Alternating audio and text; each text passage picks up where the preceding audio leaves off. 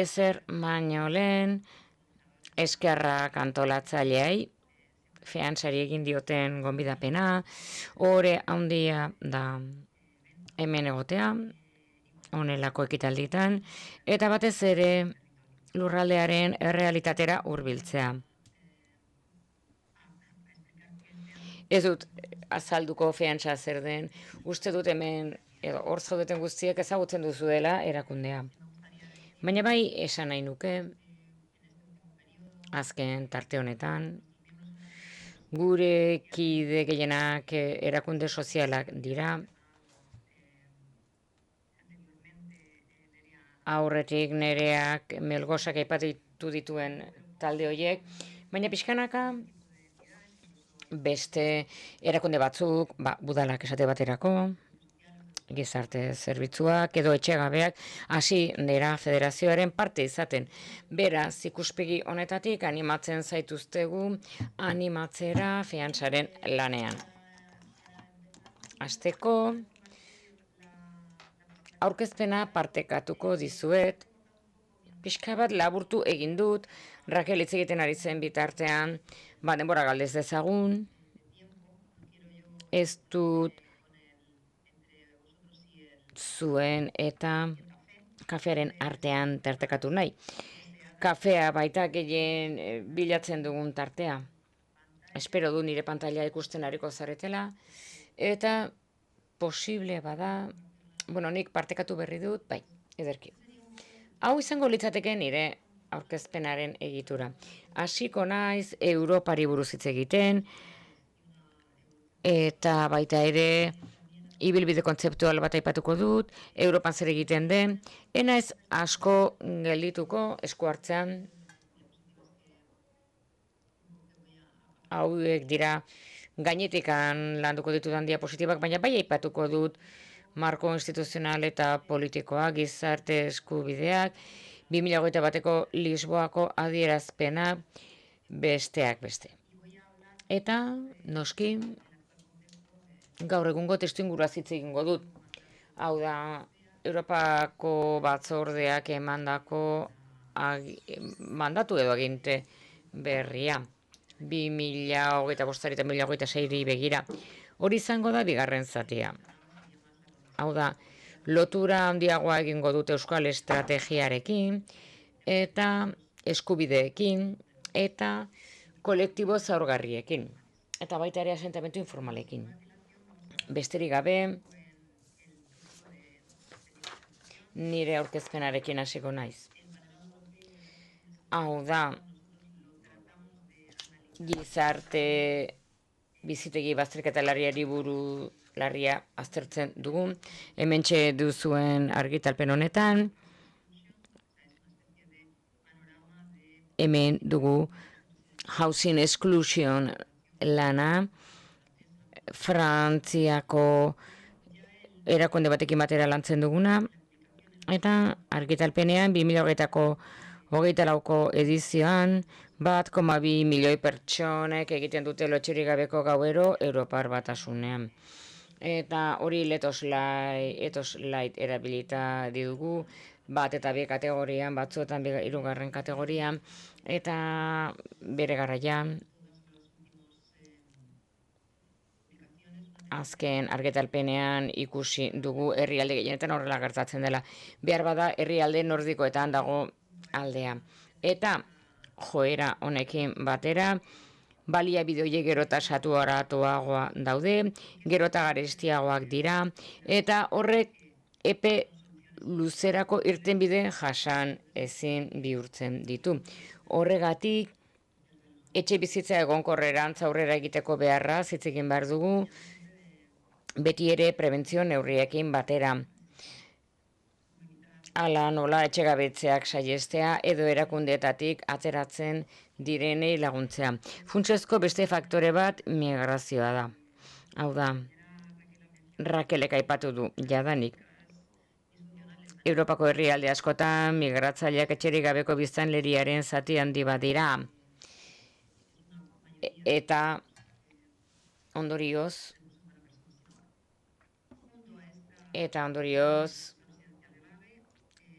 bizitegi bazterketa larriarekin batera, baita ere, migrazio politikak murriztaileak edo disfuntzionalak direnean irtenbideak eskaini beharrean bazterketa eta etxegabetasuna areagotzen dituzte. Hau izango litzateke nolabait argazki finko bat.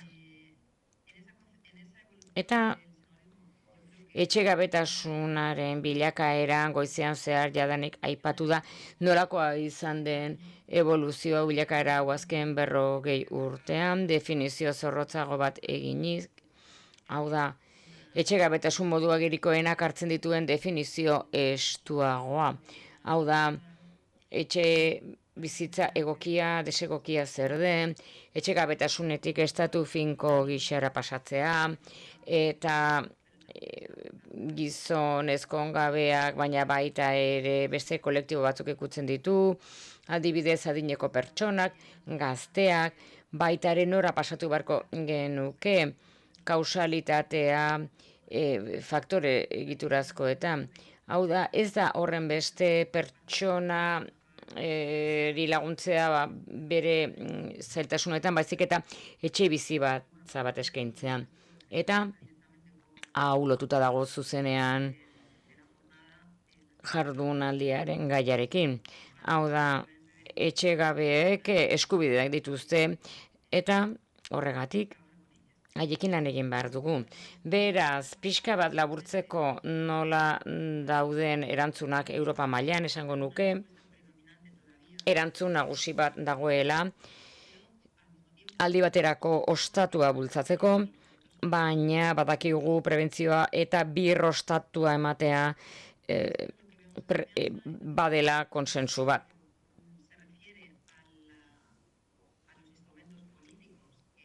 Gaur egun eskura ditugun tresna politikoei dagokienez Europan, gizarte eskubideen Europako zutabea hauxe da.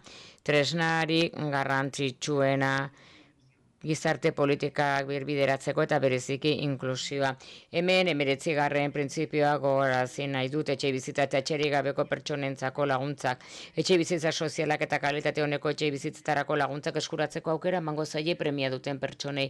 Badakigu gizarte eskubideen pilara ezutabea sartuta dagoela soft mekanismo horietan, soft delakoetan, soft law delakoetan, lege bigun horietan. Eta gizarte eskubideen Europako zutabeak izan zuen beste tresna bat, action plan delakoa ekintza plana, lerro espezifikoak sortzeko jarduera egiteko printzipioa begaratu ahal izateko. Eta bereziki etxegabetasunari kontrako Europako plataforman agertzen zena, eta ekintza planaren barruan konpromiso bat hartzeko printzipio hau 19. printzipioa lantzeko etxegabetasuna murrizte aldera. Beraz, erantzun instituzional eta politika hauetan etxegabetasunean gogoratu beti ere Europar Batasunak gizarten egiteko gaitasun mugatua duela. Esparru honetan etxegabetasun hitza uste dut ondo egin duzuela bizitegi bazterketa larria aipatuz. Aparece como una prioridad. Etxegabetasuna lehentasun sozial gisa agertu da azken 20 urtean. Concreta muy claramente en esta plataforma. Eta oso ondo zehazten da plataforma honetan. 2021ko Lisboako adierazpenean helburuak oso handienak dira, elkarrekin lan egitekoak, estatukideak, Europako estatuak, eragile garrantzitsuak, feantza esate baterako, elkarrekin lan egitea, etxegabetasuna desagerrarazteko. Aldi baterako lerro bat ezarri da orain, 2050 begira, oraingoz 2030 begira lanean ari gara. Eta etxegabetasunaren aurkako Europako plataforma 2021-tik 2025 lanean jardun du, 3 lan arlo nagusi izan ditu, elgak bultzatutako datuen eta analizien arloa lehenik eta behin, analisi estatistikoak bultzatu dituenak, datuak biltzeko orduan, errealitatea zabalena atzitzeko. Gainera analisi barruan proiektu piloto bat jarri da abian barkatu, eta baita ere elkarrekiko ikaskuntzaren arloan, zuzendaritza feantzari dagokio, batez ere 2 urte hauetan, 2024-2025, eta Epoch Practice hau slaidean agertzen dena, eta gainera elkarrekiko eskakuntzan ere sartzen dira berrikuntza sozialeko proiektuak. Europako gizarte funtsak ordainduta. 3. lan arloa finantzaketarena da.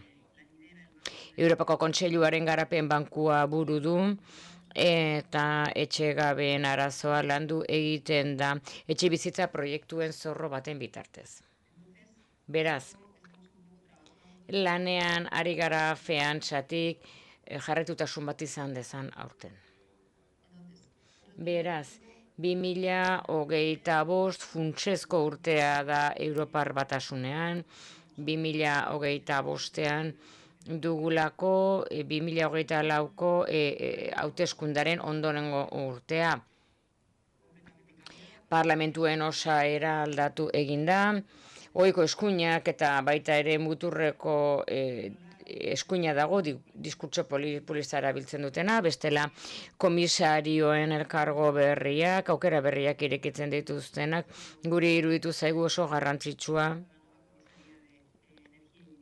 etxe bizitza eta energiako komisariotza berria sortu da, Jorgensen da buru, daniarra, sozialista, eta ulertzen dugu aukera paregabea dela, baina aurrerago esango dudan bezala bere mugak ere baditu. Eta egin den eskarietako edo mandatuetako bat etxe bizitza energiako komisariori eskatu zaio etxe bizitza eskuragarriaren buruzko plan bat egitean, eta lehentasun politiko bihurtu da Europar Batasuna osoan, horren ikusiko dugu. Eta gainera garatu beharko du Europar plan bat bizitza eskuragarriaren arloan. Egunero ateratzen da albistetan, beraz Googleen bilatzen duzuenean informazio ugari aurkituko duzue. Gustatuko litzaideke esatea maitu aurretik, aurtengo urteari buruz, eta testuinguruari buruz, testuinguru geopolitikoak ere eragin handia duela guk egiten dugun lobby lanean feantzatik, Ukrainako gerrak ondorioa du segurtasun energetikoa, eztabaidatu eginda azken asteko kontseiluan, eta baita ere Europako aurrekontuetan badu bere eragina. Aldi berean joera populista guztiak, Trumpismo politikoak eragina dute eskubide sozialei eta migrazioari buruzko eztabaida. Eta horrek eskatu egiten dugu gure lehentasun geopolitikoak eta barne kohesio sozialaren beharra kontu handiz orekatzera. Eta azkenik kontuan izan behar dugu gero eta mesfidantza handiagoa dagoela GKekiko. Batez ere eragin politikoa dutenekiko feantza esate baterako. Baina gainera hain zuzen ere ingurumen arloan lan egiten duten erakundeek arlo klimatikoan korapilatsua da bereziki aurrera egitea. Guk handitu egin behar dugu gure almena urrats motelak ematen ditugu lobby lan honetan. Iraganeko jardunbidearekin konparatuz, etengabe aztertu baipatugu egiten dugun lana. Eta naiz eta mandatuaren lehen zati honetan batez ere etxe bizitza eskuragarria zitzegin dena ez da etxe bizitza. Hauek dia feantzako komisario garrantzitsuenak, aterki lana egiten dutenak gizarte eskubideen arloan, etxegabetasunean, hemen dago sartuta. Eta Roxan Mintzatuk eskubide sozialen arloan lan egiten du diardu bereziki, pobrezien aurkako etorkizun estrategia lantzen erduna, bestalde dugu Dan Jorgensen, energia eta etxe bizitzako komisarioa. Daniarra esan dudan bezala bera izango da, edo bere sailak idatziko du etxe bizitza eskuragarriaren Europako lehen plana. Eta aurkeztu egingo du noski ondoren. Eta aurreratzen dizuet abendurako preste egongo dela. Aurreratu eginda pixka eta aurkezpena. Eta Europako batzordeaz gainera, Europako Parlamentuan etxe bizitzaren krisiari buruzko komite berezia sortu da Haus delakoa. Ad hoc mandatu badu 12 hilabetekoak, 3 eurodiputatuk hartzen dute parte alderdi desberdinetatik, presidentea agertzen da, irudian sozialisten izenean, azken hilabete hauetan audientzia publikoak antolatu dituzte, ikusteko nun egon daitezke, etxe bizitza arazoaren puntu garrantzitsuenak bisitak egin dituzte ere landagunekoak lurraldea ezagutzeko, eta batzorde honek landu egin behar du etxe bizitza eskugarriaren inguruko txostena. Idazlea Alderdi Popularreko Borja Jimenez izan da, eta emendakin edo zuzenketa aroa amaitu da, eta seguruenez atzerapena izango du, eta 2026-erako bukatuko dela aurre ikusten da. Eta batzordeaz eta Europako Legebiltzarraz gainera, badira beste erakunde batzuk, eginkizun funtsezkoa dutenak, kasu honetan, hirien eta eskualdean eginkizuna definitzeko orduan. Dokumentu honetan, eskualdeko Europako batzordeak irizpin bat egin du, eta giza eskubide oinarrizko izendatu du, eta baita ere azpimarratu egiten du Europako planak subsidiaritatea babestu behar duela, eta tokiko eta eskualdeko agintaritzaren eginkizuna indartu behar dela, horiek direlako herritarrengandik gertuago daudenak, eta baita ere badakizkitelako zentzuk diren lurraldean dituzten arazoak, eta baita ere ikuspegi zabal eta malgu eskaintzen du Europan dauden etxe bizitza sistemen aniztasunera egokituta, eta gainera estatuko laguntzei buruzko arauen erreformak eskuragarritasuna sustatzen duten eredu guztiak barne hartzea ere eskatzen du. Ez bakarrik etxe bizitza soziala. Era berean azpimarratzen du etxe bizitza proiektuak hiri estrategia jasangarrietan txertatu behar direla, eta horrek aldez aurreko baldintza izan beharko lukeela Europar Batasunaren finantzaketa jasotzeko.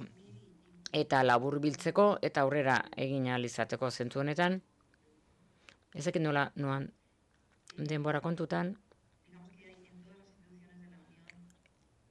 Batasuneko erakunde guztietan interes bat dago etxe bizitza eskuragarriaren inguruan.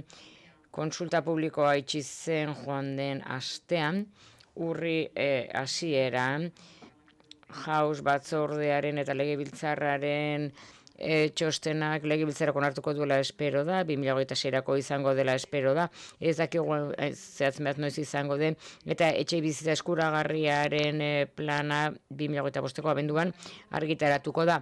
Eta paraleloki gai honekin bat eginez, baina ez da erabat loteslea, inbertsioen Europako Bankuak ekintza plan bat jaurti du ambizio politiko honi erantzuteko eta horretarako tresna finantzarioak ezartzeko. Plataforma bat sortu da paneuroparra finantzaketa arloan.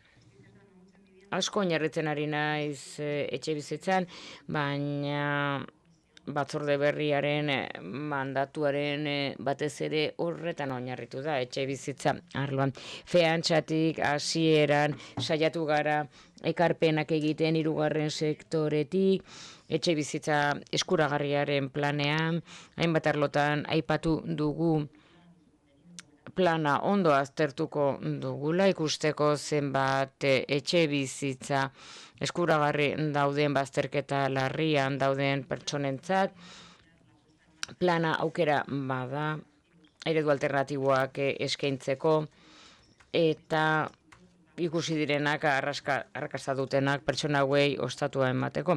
Baina horretarako ere akonpainamendua laguntza behar da etxe bizitza arloan.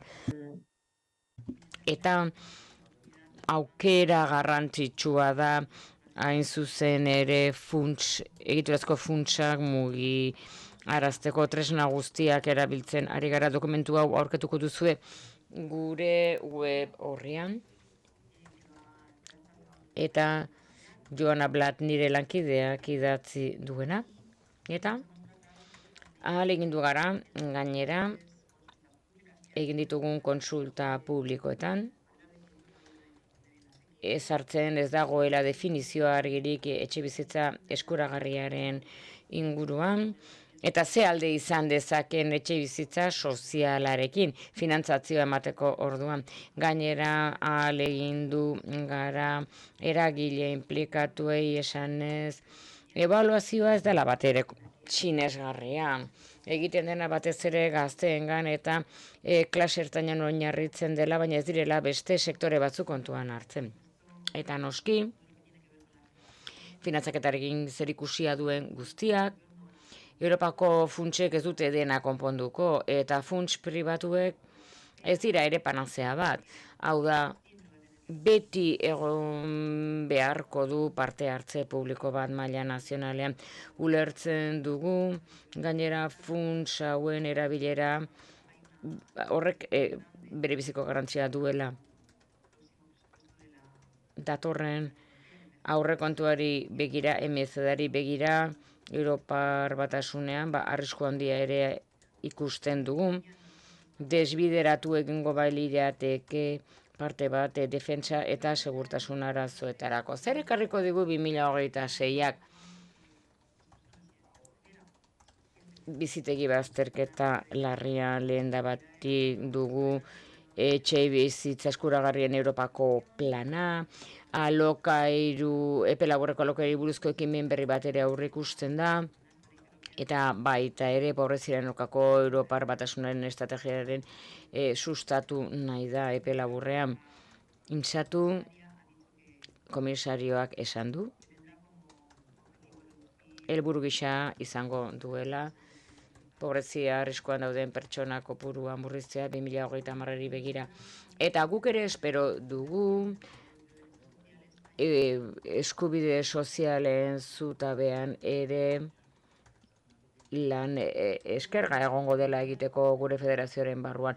Hemen utzi egingo dut, horrela galderak egiteko aukera eman nahi dizuet. Behar bada arrapaladan informazio asko eman dizuet, baina galderarik baldin baduzue, saiatuko naiz aldeen neurrian zuen galderei erantzuten eta argi pixkat ematen. Baina ez zaituztet ondo ikusten, burua bakarrik besterik ez dizuet ikusten, beraz antolakuntzako pertsonaren bat galderaren bat jaso badu. Yo mientras tanto aprovecho para beber agua. Bitartean ura eango dut.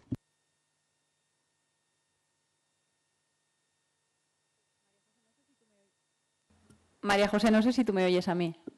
Maria Jose, ez dakit entzuten didazun, pertsona bat ari da galdera idazten une honetan.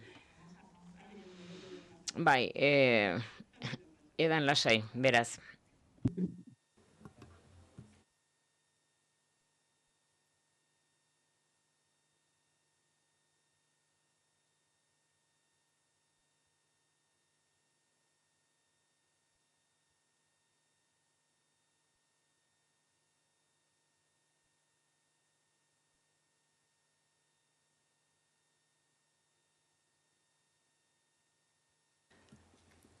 Sí, María José, la primera pregunta. Maria Jose, lehen galdera Alfonso Lópezena da APN-koa.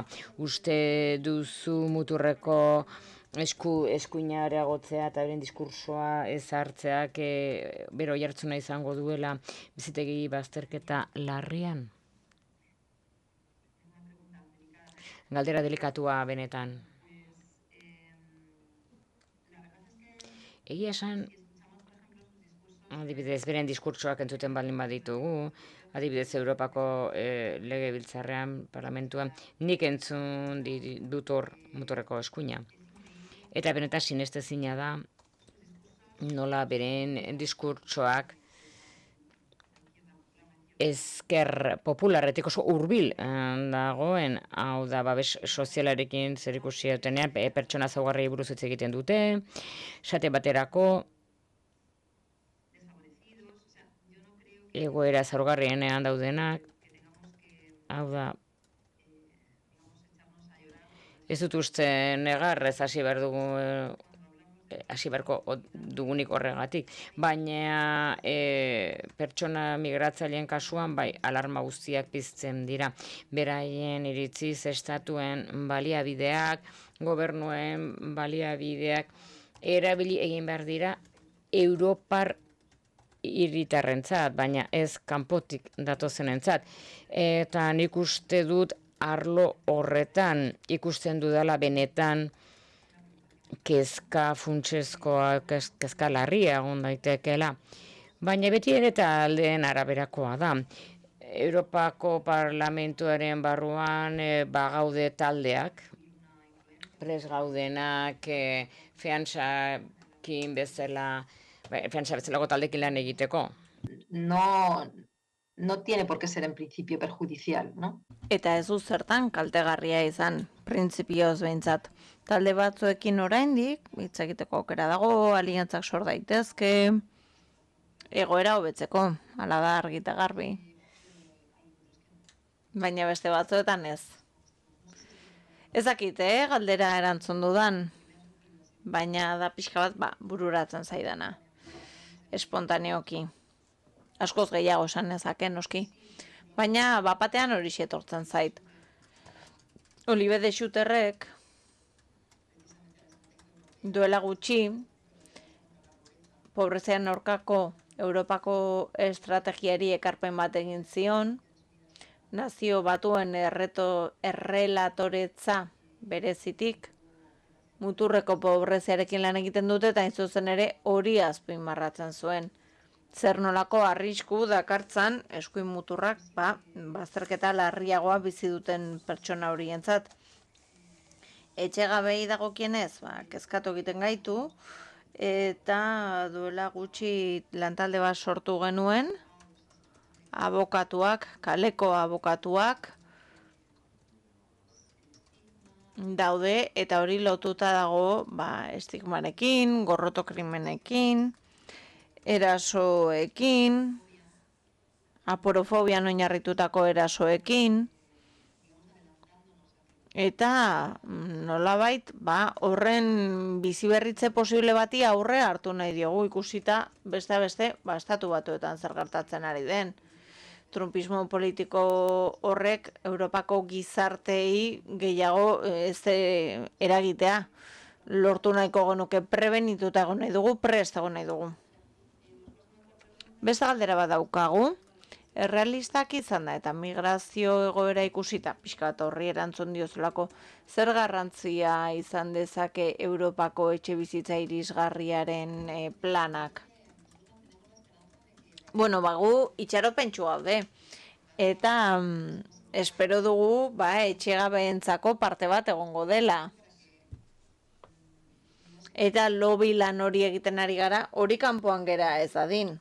Eta izan ere, duela gutxi, nuntzatut berak, komisarioa berak, esaten zuen, elkarren osagarri izan behar direla eta elkarren indargarri izan behar direla, estrategia eta plana.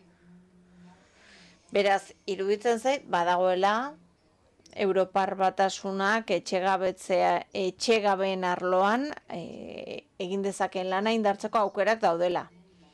Eta iruditzen zaigu tresna horiekin gauzak alda daitezkeela. Egia da, hala ere, guk ere ikusten dugula, etxe bizitza irisgarri horrekin, neurriari dagokionez, soilik arreta jartzen badugu klase ertain horretan, bai, merkatu pribatuan etxe bizitza erasten duen horretan, ez gara iritsiko. Diru sarrera gutxi edo diru sarrerarik ez duen geruza horretara. Ez gara iritsiko hoiengana. Haiek ezin dute merkatu pribatuan etxe bizitzarik erosi. Eta horretarako etxe bizitza soziala behar da beste beste. Mila esker, Maria Jose. Bai, jarraitu. Bueno, estoy dándome cuenta que tenemos como unos 10 minutos hasta las... 10 minutu ditugu, Amikak arte. Ez dakite margena handiagoa dugun. Un poco, porque si no va a ser un poquitito rápido, pero bueno. Gustatuko litzaidakela zerbait gehiago esatea. Saiatuko naiz azkar erantzuten dena den. Vamos a ver. Vamos a volver otra vez a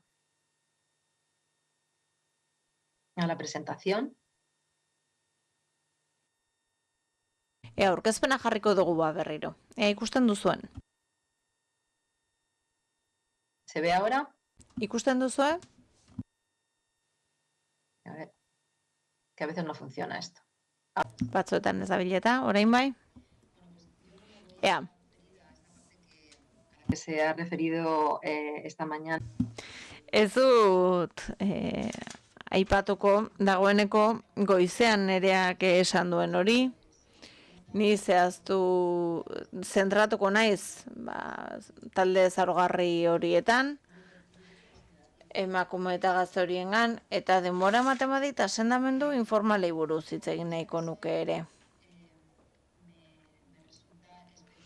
Jurista naizenez, niretzat atsegina da ikustea bazterkeria bizitegi, bazterkeria larria jasaten duten horien eskubidea baliatu ahal izatea jasota dagoela zuen estrategian eta horrek baduela isla bat.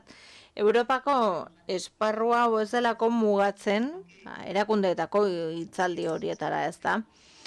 Pozten ikustea ekintzetara ekartzen duzuela lurraldean. Eta horrek noski isla badu, etxe bizitza politiketan, prebentzio programetan, gizarte zerbitzuetan, eta, espero dut beste lurraldeetan ere lan hori hartzen arituko direla. Guretzat oso garrantzitsua da,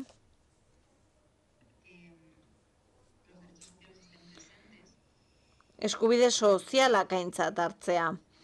Eta horietan etxe bizitza erdigunean egotea. Hori gabe, osasuna, enplegua, bestelako eskubideak kanpo geratzen zaizkigulako. Ez naiz gehiegi luzatuko eskubide guztietan,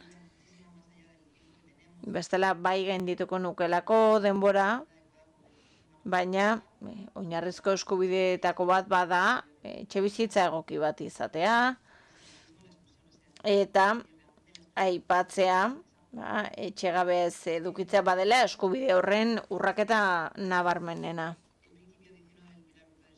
Europan, gizarte eskubideen eskubide sozialen pilarraren 19. printzipioak etxe bizitza duina, lehentasun gisa ezartzen du inklusiorako oinarrizko tresna gisa,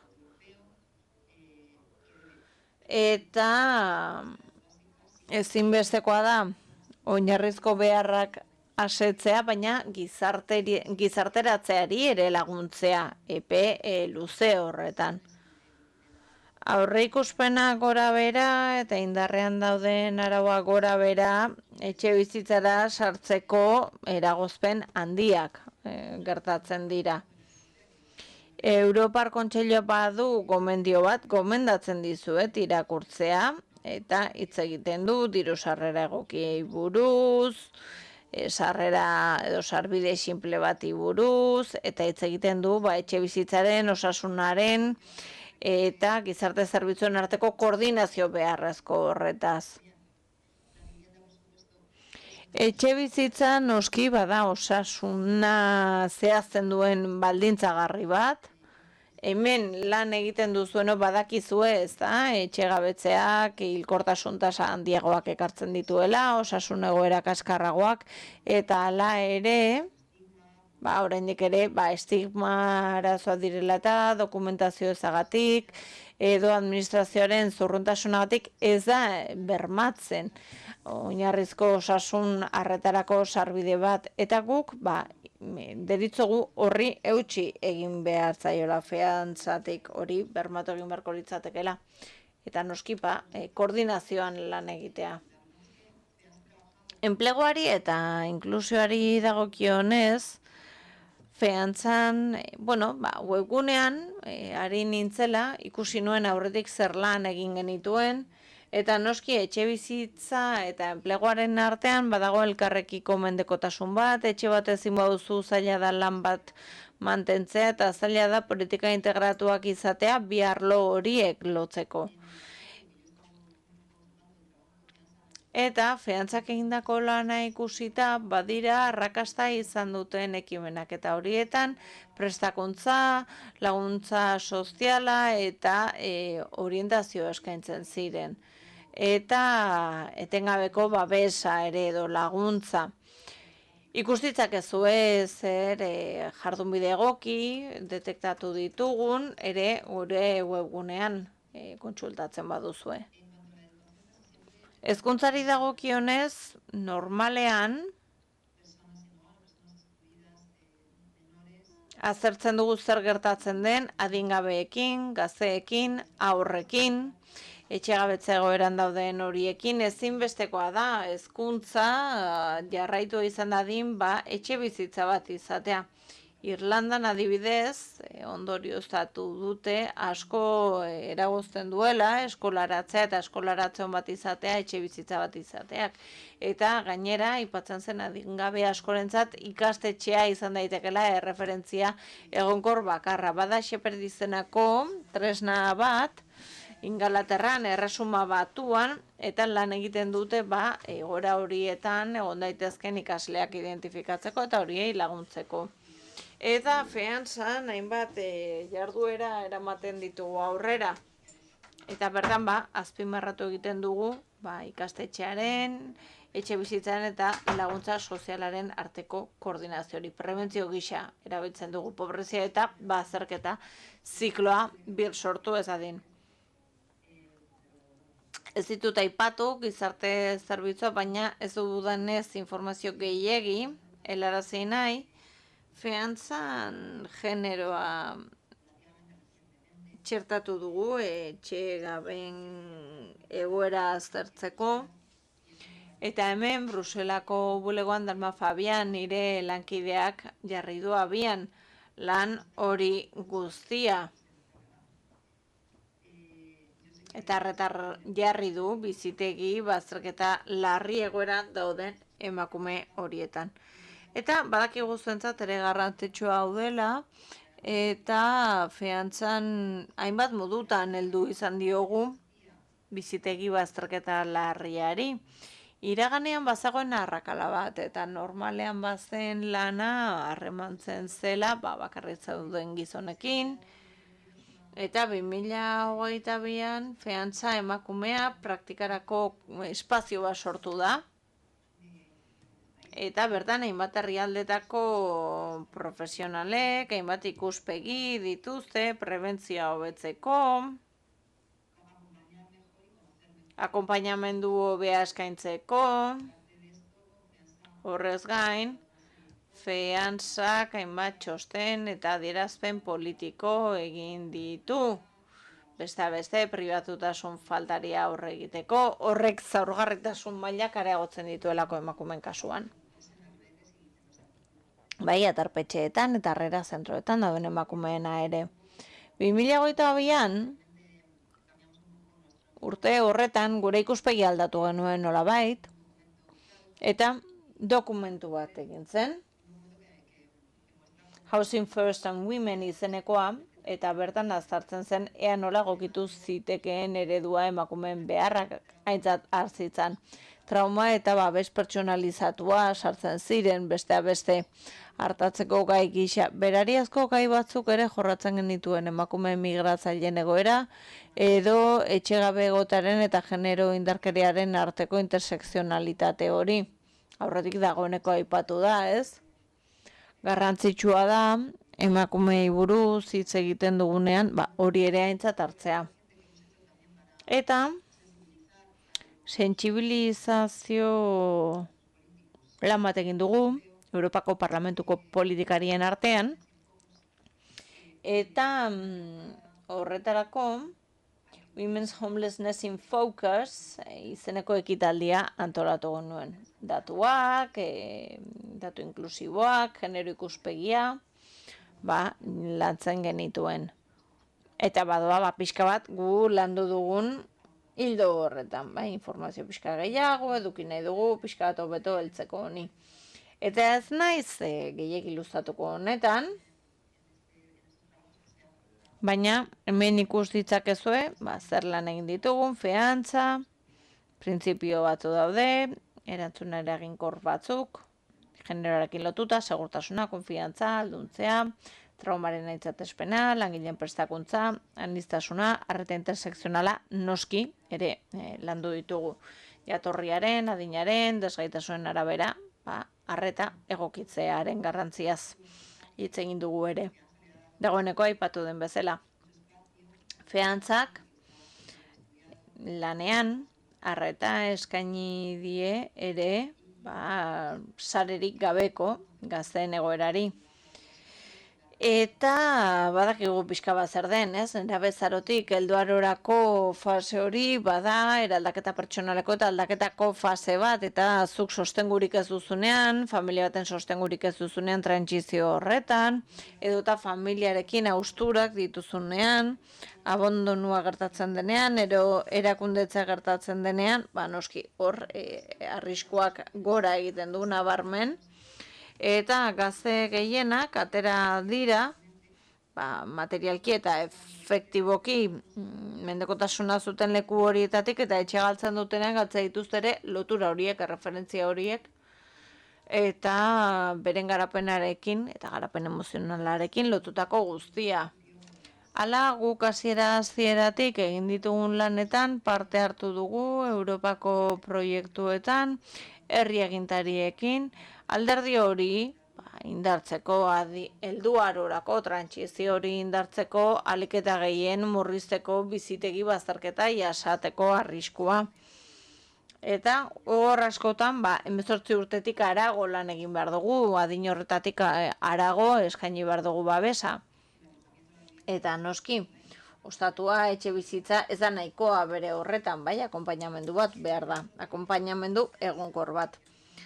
Fiantzak arlo horretan lan egiten du, ez dago hemen gardenkian jarrita, informazio asko eman dizuedalako, baina badaukagu ere, gako diren elementuen zerrenda bat. Hauek ere webgunean dituzue, nahi baduzue. Eta hor badago, zatikatua ez dena, arreta, eredua, eredu malgua, baldintza desproporzionatuak saiesteko moduak ikusi dugulako askotan kontrasorgarria izan zitekeela, gazteekin lan egiten zenean, autonomia indartzea, beren erabakiak hartu ahal izan ditzaten, eta hemen berriro, beharrezkoa da arloen arteko koordinazio intersektoriala. Eta, esan dut, gardenkian etzagola hau jasota, baina badago ere Fiantza Youth izeneko praktika sare bat, eta bertan gazten etxe gabe egoera, saiesteko, prebentzioan lan egiten dute, Sergio nire lankidea parte hartzen du sare horretan, eta gehiago jakin nahi baduzue, berarekin harremanetan jarriko zaituztet, eta gero, urtero, joan den astean, hain zuzen izan zen aurten, azarlan bisitaldi bat egiten dugu, gazteen gaia lantzeko, Europako Kontseiluko gazteen sailarekin. Trebakuntza ez formaleko saioak dira, eta bertara joaten dira, gazteekin lan egiten duten gazte profesionalak. Aurtengo edizioan, gazten migratzaileen gaia landu dugu. Y bueno, ya para terminar y para que... Amaitzeko, eztabaida oparo bat izan dezazuen kafeatzen aldiaren ondoren, asentamendu informalak aipatu nahi nituen labur badakit, denbora gainditu dala, eta gaur etosi buruz hitz egin da, Asentamendu informalak badira, egokiak ez diren etxe bizitza tipologiak, ez daudelako oinarrizko zerbitzuak, ez dagoelako bizigarritasun baldintzarik, eta feantzan ia beti lan egin dugu erdiguneetan, kaleetako etxegabeekin erakundea sortu zen moduagatik, baina horrek ez du esan nahi asentamendu informalen gaia ez denik garrantzitsua guretzat, eta pixkanaka hasi gara gure lanean gehiago sartzen. Eta normalean gehiago kaltetzen diete talde jakin batzuei asentamendu informalen egoerek. Batez ere, buamen komunitateak, talde arrazializatuak egoten dira. Eta gaur egun Europan badaude esparruak, hori aintzat hartzen dutenak lehen aipatu dudan Pilarra, Lisboako adierazpenak ere, aipatzen ditu, beste bortxe asko etxegabetzeak, eta Europa badauka ere estrategia bat berariaz biztanleria buamearentzat.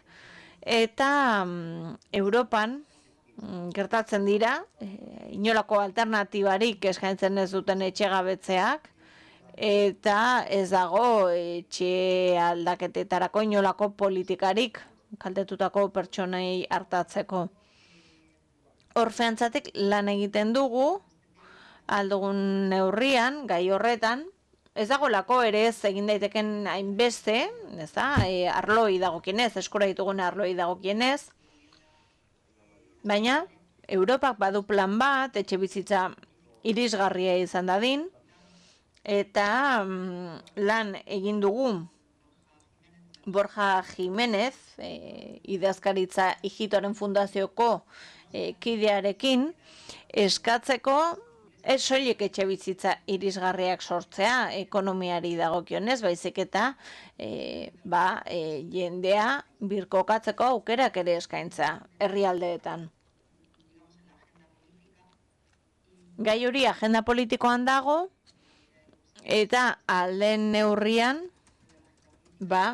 uste dugu agendan baldin badago, zerbait egin daitekela. Joan Ablatek ere ekitaldi bat egin zuen, duela gutxi, asentamendu informalei buruz eta politika publikoei buruz, asentamendu informalei heltzeko, eta ekitaldi horretatik 2 esperientzia interesgarri atera ditut. Eta zuekin partekatu nahi nituen. Gure bizilaguna dira, Portugaleko kasua daukagu per programarena, eta Zero Bidonbil Montpellierreko estrategiarena, Errealitate zehatzak, eskaini nahi nizkizuen. Eta Tiene sus luces y sus sombras, como casi todos. Baditu bere argilunak ere aipatuko dituan honek, edozein programa publiko bezala gauza bada paperean dagoena, eta beste bada zer nolako plangintza egiten den, zer nolako zuzkidura dituen, eta zer nolako zailtasuna dauden gero egikaritzeko, ez da, abiarazten denean bestelako arazoak sortzen direlako. Eta ez dago programa bat, zeinari buruz esan dezakedan, honek primeran funtzionatu du. Portugalen kasuan, asentamenduak etxe bizitza sozialarekin ordezkatzen zituzten, modu mailakatu batean, komunitatea parte hartu zuen, ikuspegi integralarekin landu zen, etxe bizitza eta gizarteratzea eta zerbitzuetarako sarbidea hartzen ziren aitzat programa honetan, eta oso garrantzitsua zen, 2 esperientzia hauen kasuan, finantzaketa egonkorra. Eta bazetorren estatuko funtsetatik eta udaletako funtsetatik. Baina bazegoen ere Europaren babesa gerogoko faseetan. Eta honek eragin zuen murrizketa nabarmen bat izatea bai Lisboan bai Oporton zauden asentamendu informalen kopuruan. Eta Montpellierren kasuan ere, Bidonbil horiek ezabatu nahi zituzten, metropolian hasi berri dira, 10 urteko epea jartzen zioten bere buruari eta ez dute amaitu. Ikuspegia integrala da, kasu honetan ere, akonpainamendu soziala, eskolaratzea, enplegurako sarbidea eta abar lantzen zituzten eta akonpainamendu oso hori eskaintzeko parte hartu dute hainbat eragilek. Eta parte hartu dute ere gobernantza maila desberdinek, estatuak, udalerriek eta fundazioen parte hartzea ere egon da. Pantailan ikus ditzakezue, izenak Abe Pierre, Medicine du Monde eta abar. Finantzaketa ere egonkorra, izan da estatuak 700.000 eta milioi euro bitartean esleituko ditu 10 urteko epe horretan, eta Europako funtsak ere lortu dira etxebizitza hutsak mobilizatzeko. Eta hemen ere gobernantza maila desberdinek parte hartu dute. Bueno, en este caso, la compañera de... Eta kasu honetan, Frantziatik esaten ziguten bazeudela zenbait erronka eta zenbait kritika, ez da? Programari egin zitzaizkionak, dinamika parte hartzaileak eten egin zituzten, ibiltariak ziren ordura arte, eta estrategia ezartzeko prozesuan eskaintza oso mugatua zen, etxe bizitza sozialari zegokionez. Eta hor lortuena da arazo batzuk gehiago luzatzea. Eta tamalez, eskubideen bermearen ikuspegi hori ezin izan da bermatu. Eta hemen utziko dut bestela. Demasiado allá. Yo tenía aquí una serie de conclusiones. Banituen hemen ondorio batzuk ere. Baina uste dut honekin ideia asko eman dizkizue dela. Hacer un buen debate. Eztabaida on bat egiteko hartuko duzuen kafetxoaren ondoren. Gracias, María José. Ha sido interesante y bueno, siento por el atropello que a veces... Eta barkatu dute, presak etzekin bautere. Ez barkatu zu atzerapenarekin ari ginelako hasieratik. Barkatu presak. Ez dakit galderari baute dagoen. Bestela, bueno, baldin baituzue ere gerora, Maria Jose pentsatzen dut bidaltzeko aukera izango dugula, ezta? Inork informazio gehiago nahi badu. Eta daturen bat gehiago, nahiko balu. Mila esker, Maria Jose oso interesgarria izan da, mila esker zuei.